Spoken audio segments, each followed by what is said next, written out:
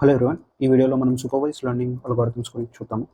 ఏ అల్గోరిథమ్స్లో అయితే మనం లేబుల్ డేటాని యూస్ చేస్తామో ఆ అల్గోరిథమ్స్ని మనం సూపర్వైజ్డ్ లెర్నింగ్ అల్గోరిథమ్స్ అంటాం అనమాట. బేసికలీ సూపర్వైజ్డ్ లెర్నింగ్లో మనకి 2 టైప్స్ ఉన్నాయి.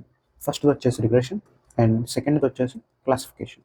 మనం ఎప్పుడు రిగ్రెషన్ ప్రాబ్లం అంటామంటే ఎప్పుడైతే అవుట్పుట్ అనేది కంటిన్యూస్గా ఉంటుందో అప్పుడు మనం ఆ పర్టికులర్ ప్రాబ్లమ్ని రిగ్రెషన్ ప్రాబ్లం అంటాము.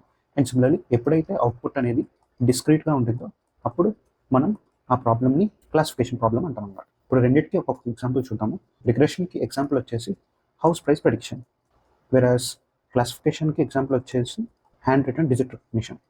సో ఇక్కడ అవుట్పుట్ ఏదైనా అవ్వచ్చు, మనం పర్ఫెక్ట్గా రేంజ్ అనేది మనకు తెలియదు, అందుకే మనం ఇక్కడ అవుట్పుట్ అనేది కంటిన్యూస్ అంటాము. సిమిలర్లీ ఇక్కడ అవుట్పుట్ మనకి క్లియర్గా తెలుసు అనమాట, 0, 1, 2 సో ఆన్ టిల్ 9. సో వీటిలోనే అవుట్పుట్ అనేది ఉండిద్ది అనమాట, అందుకే దీన్ని మనం డిస్క్రీట్ అంటాం. So that's it for this video guys. If you like the video, then please like, share and subscribe.